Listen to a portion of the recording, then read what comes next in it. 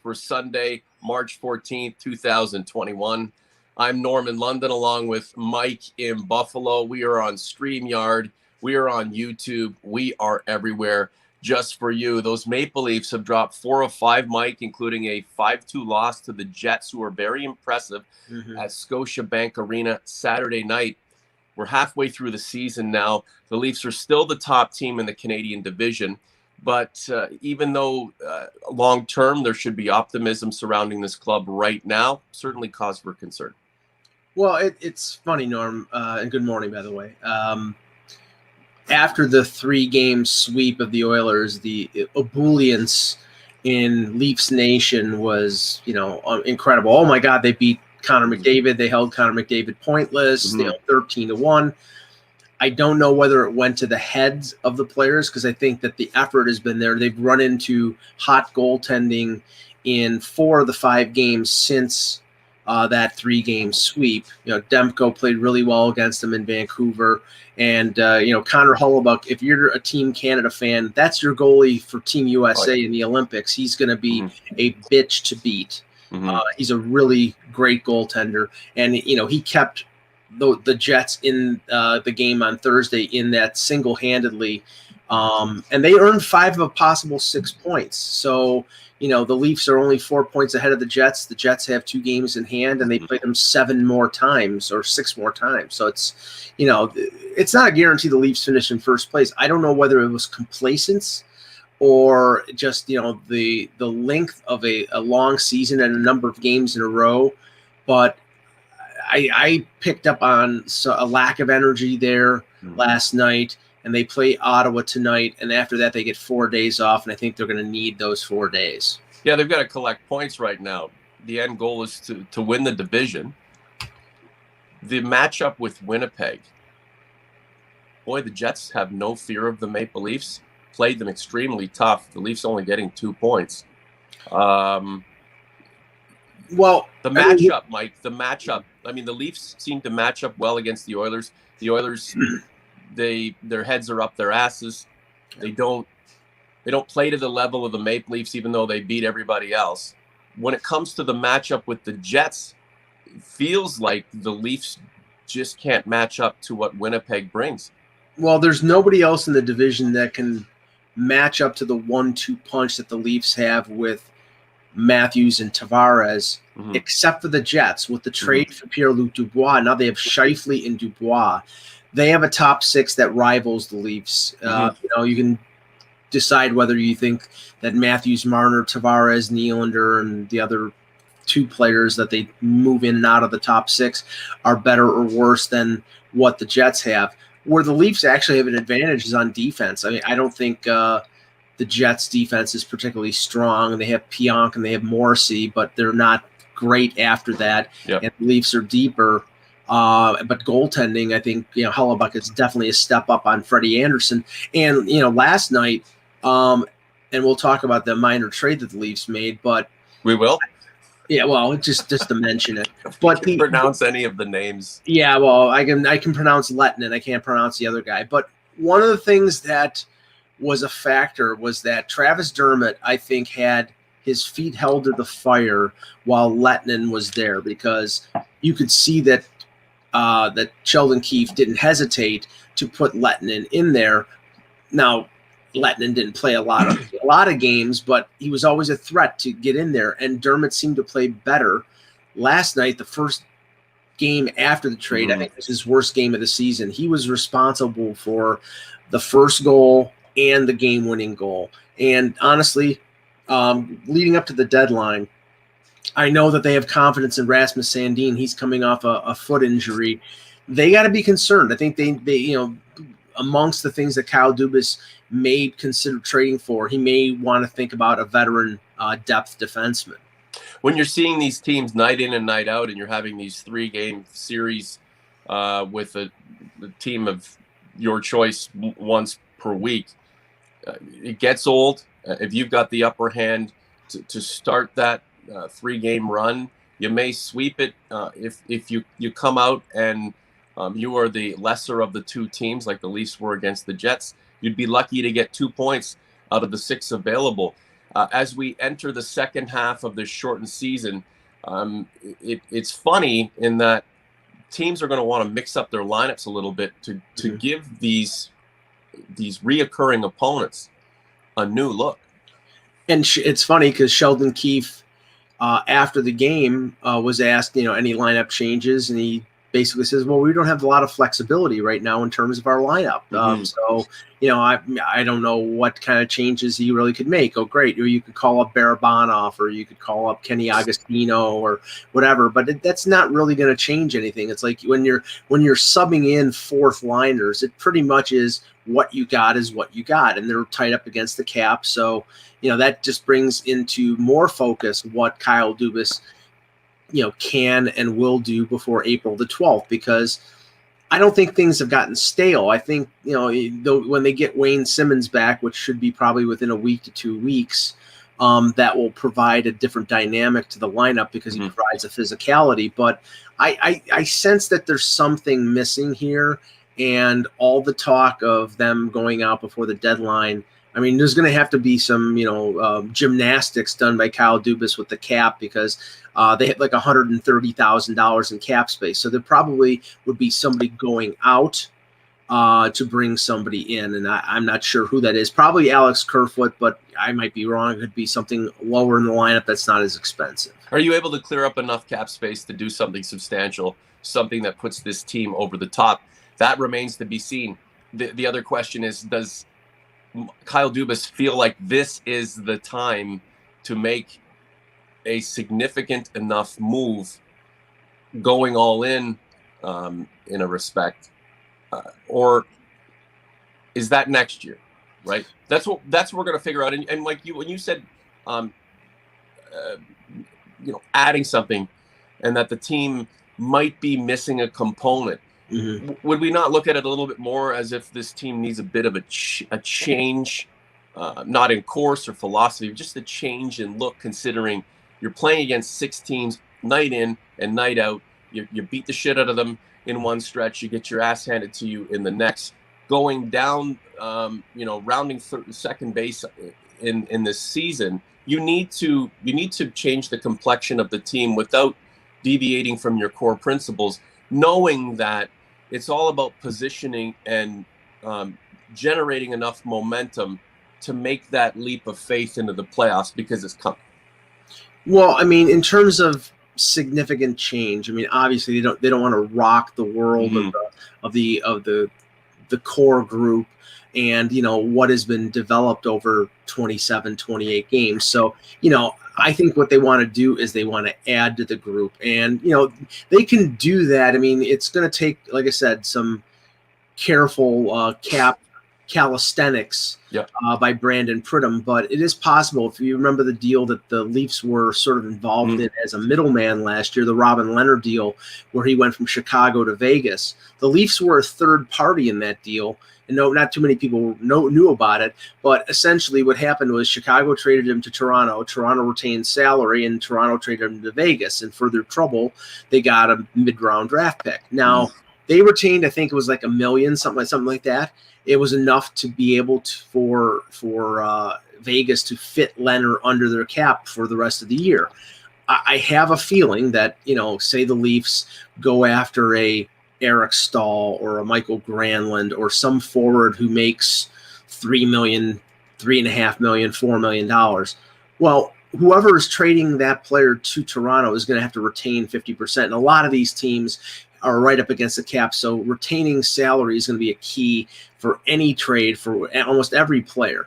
But then if you put that through the mix where it goes to that player goes to a second team and then he comes to Toronto, they can retain salary too. So you could have a player like Eric Stahl who makes $3.25 million. Buffalo retains 50%, that's 1.6, and then somebody else retains 50% of that. Then he's an $800,000 player, and he can. Now they're going to give up a draft pick or they're going to give up a prospect, but that is a way to get a player and it not cost a lot. Yeah, and the key is no matter the complexity of the deal. It's easy, difficult. In the end, does that player make this team better in not only a way initially, but down the stretch, Mike, we can slice this 56-game season any which way we want. The Leafs are going to make the playoffs.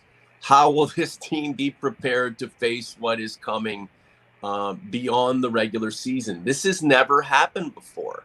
So the Leafs could win 10 straight games to finish the 56 and then lose 3 straight, 4 straight, however they're going to configure the playoffs, and it will have all been for naught. That's my concern. So in the now, it's enjoying what's happening, watching things evolve, take shape, watching guys like William Nylander, break out of the slump and pop great goals, work really hard. Watching Mitch Marner collect points. I mean, sometimes he's sloppy, but the guy's out there so often. Watching some of these individuals reach higher levels so that the collective, progresses along. Again, I'm still wary of what's coming next. But in the meantime, it's just, wanting to be satisfied with what I'm seeing. And for the most part, that's the case. Just after this Jets run, though, man, that team looks like it's not afraid of the Leafs and matches up really well with the Leafs. And if that were a circumstance where those two teams met in a shortened playoff series, I'd be a little bit concerned. Anyway, last point on the Jets, and we'll get to some of the OGs. Well, I think the factor what you asked was, whether this team is, going for it this year.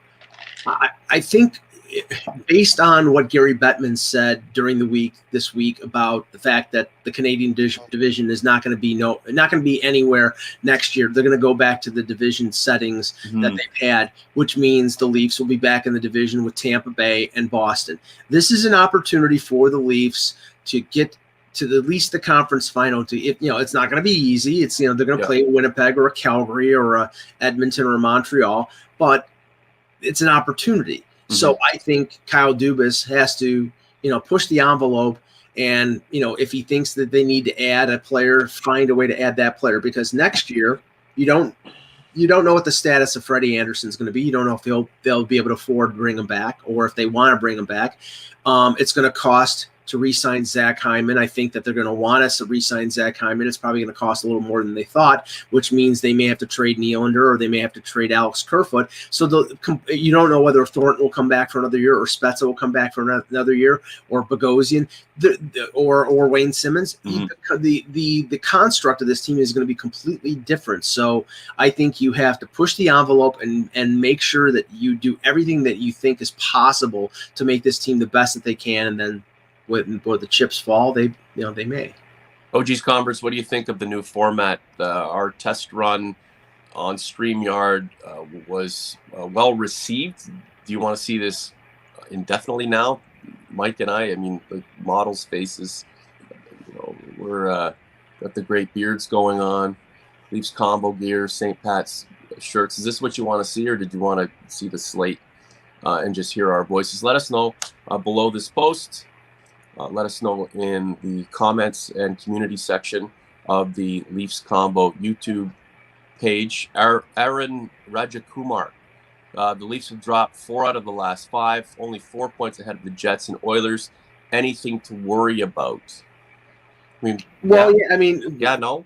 Yeah, well, in terms of making the playoffs, no. In terms of finishing in first place, I mean, it's very possible with all the games that Winnipeg has against the Leafs, with them having a couple games in hand, that they could catch the Leafs. Now, I do think that, Kevin Cheveldayoff, just like I was saying, the Leafs may have to, may need to upgrade in a certain position to be a more complete lineup. I mean, we know that the Jets are looking to add a defenseman before the deadline. And, if they get Matthias Ekholm, or if they get David Savard, or if they get somebody who's a rental in the trade market, they're going to be that much tougher. So, yeah, I mean, I think there's room for concern, but, I think that makes the Leafs probably want to win. Not that they don't want to win, but that they'll be more motivated to play better in the second half of the season. Yeah, we want to, Mike, and we want to see secondary, third rung scoring, helping the cause. As I mentioned, Marner looks like he's run ragged. He plays a lot of minutes. Austin Matthews is not going to score 50 and 56. No, he's going to score his share. He's going to produce big goals. rising to the occasion on many nights. But if the Leafs are going to do anything, I mean, this has to be an effort from bottom to top. And that's not because we're imploring the Leafs to be better than their contemporaries. It's just a fact. When St. Louis won, that entire lineup did what it had to do. Even guys who came in off the taxi squad for 2 seconds and got their opportunity, they were good. Tampa Bay, that's just a phenomenal team. The Leafs look like they're moving in that direction, but it can't just be Marner and Matthews, Nylander, Tavares, and Hyman, doing yeoman's work. This has to be a complete team effort.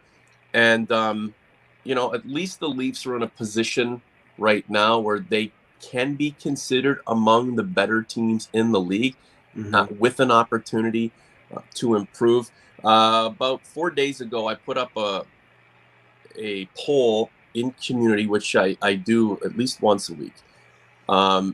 That it was after the Leafs had lost 3 straight. And I asked OGs and converts how concerned they were at the time about the team's situation. 77% of roughly 200 respondents, Mike, said somewhat. 10% felt quite a bit that there's concern, and 13% were worried. We got a whole host of comments below that poll. Many of them asked me why I would even put up a poll like that. There's no reason for it. But I mean, if you're not somewhat concerned, even after wins, that the team can be better, then potentially complacency is creeping in. And then when push comes to shove and you lose, you're going to look back and go, shit, we should have focused on these things when we had the opportunity. Well, I mean, I'm not sure it's complacency. I do sense some frustration. I noted yesterday in his post-game media availability that, I mean, first of all, Sheldon Keefe lost his mind at some bad calls in the third period, and I think he was justified because of the call on Morgan Riley where Eaglers ran into him basically was ridiculous, and then the pick interference call on Zach Hyman was a joke too. So that pretty much that ended the game when Keefe lost his mind and said something he probably shouldn't have to the referee, and he wasn't too pleased. And wasn't too pleased with the way his team played, but I think wasn't too pleased with the officiating as well. But Freddie Anderson, usually he's very nonplussed, very mild-mannered in his post-game. He bristled at the questions regarding how he felt after coming back from the lower body injury. He bristled about how he felt he played in the 3-game series. He was really, not very Freddie. And I think the fact that they've played him, 4 games in a row, that Jack Campbell wasn't the backup last night, that Michael Hutchinson was, that Campbell appears to have re-injured the lower body injury in that one game. And, really they planned on him having played significant time behind Anderson. And now it's all on Freddie. And he's not playing particularly well. His save percentage is in the high 800s. They need him to be a 915 to 920 save percentage goaltender. And he just hasn't exuded much confidence and much competence since he's come back. And they really need him to get back to his usual level of, quality goaltending. Yeah, but the Leafs do have other options. They might not be they might not be ideal in the sense of, the greatest platoon of all time. But we know Jack Campbell is capable, and don't you think that if he's healthy? If he's healthy, but the hope is that he's going to be healthy. Right. Well, I mean, okay, if Freddie continues to struggle and Jack Campbell is healthy, I said this last night on Twitter, then I would imagine that Campbell would get a larger portion of the remaining games than the normal backup. Then if it's 28 games that he would play 12 and Freddie would play 16. But something like that. Not a 1A, 1B split, but, a significant, 60-40 split. Yeah. But right now, Campbell has played 1 game in over, almost, I think it's like 6 weeks. He was out late January, And now it's the second week of March, so we're talking 6-7 weeks, and he's played one game. They need him back, but if he's not healthy, then it's Michael Hutchinson, and Michael Hutchinson might be the starting goaltender tonight in Ottawa. Well, by any means necessary, Mike, and we get on Hutchinson because we feel like he leaves things to be desired, but he is what he is. He's good enough to be in the league, and he should be good enough to be a stopgap, and maybe a little bit more. Look, there was a time when we were putting a lot of emphasis on his activity between the pipes and the hopefulness that he could produce. And then with Freddie Anderson, being back in the mix, and then Jack Campbell coming aboard, all of a sudden Michael Hutchinson is an afterthought, but the Leafs are still needing him and relying on him to help them, cover off 60 minutes and maybe a little bit more, and pick up some points, which he did last week. So that was nice. Hey, if it takes 3 goaltenders, sprinkled throughout the lineup or the schedule, producing and covering the net enough to help the Leafs get wins, that's what it's going to take. In my eyes. By any means necessary. Just a few more minutes. Jeremy Scott, longtime listener of the podcast. Freddie, this talk needs to happen. He's obviously not re-signing. Can't afford him. Do we want him for the cost and his play? I don't want to get too far ahead of ourselves, but we are talking about Freddie Anderson. Are we potentially looking at his final run with the Maple Leafs? Well, the Jordan Binnington signing this week removed the number 1 target in unrestricted free agency goaltender wise for next summer. He signed a 6-year deal at $6 million per. Now, he won a Stanley Cup. He's probably the starting goaltender for Team Canada in the Olympics. That's not Freddie Anderson, but with a market that it's him and Tuukka Rask, and then it drops off significantly, he's going to make money.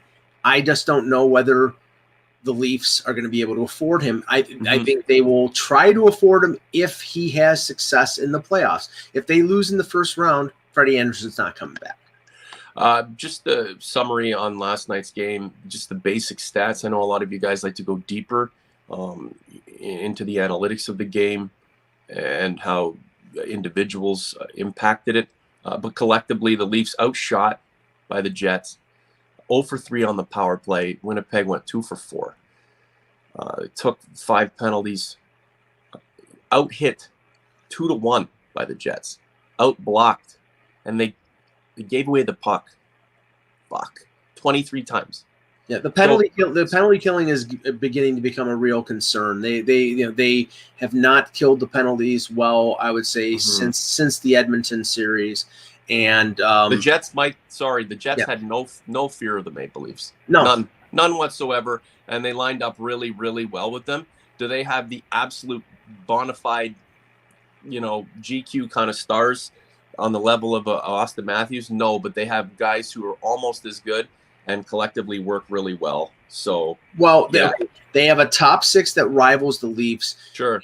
And their third line of Mason Appleton, Kopp, and Lowry are 3 beasts. And last night they moved Kerfoot onto the third line between Engvall and Mikheyev, and because they put Hyman with Matthews and Marner, and that line was the worst line on the ice for the Leafs. So I think, having Engvall up the middle with his size, having Hyman on that third line. I mean, I know that Keith loves Hyman, loves to sprinkle him out throughout the lineup, but that's where they need help, is they need depth on left wing, and maybe that's when Wayne Simmons comes back, but I think that's what they're going to focus on when it comes to a trade.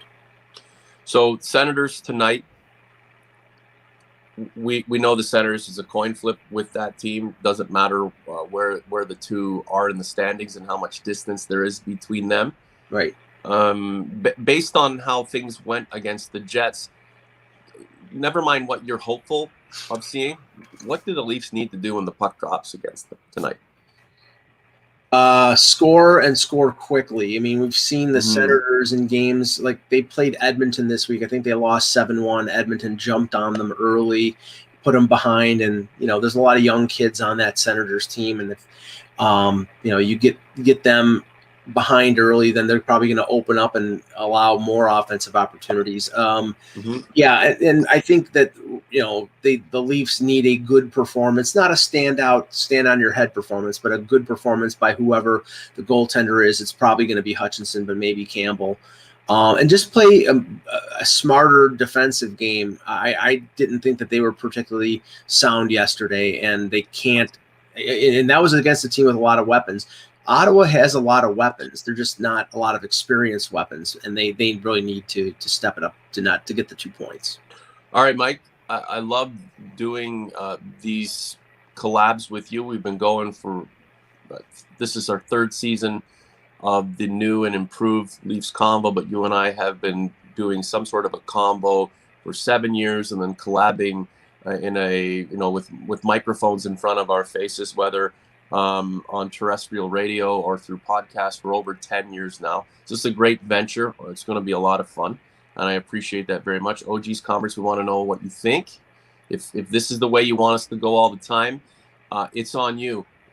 We will be all in, but you're the ones who are going to have to deal with our ugly mugs. But at the end of the day, it's the content that will carry us through.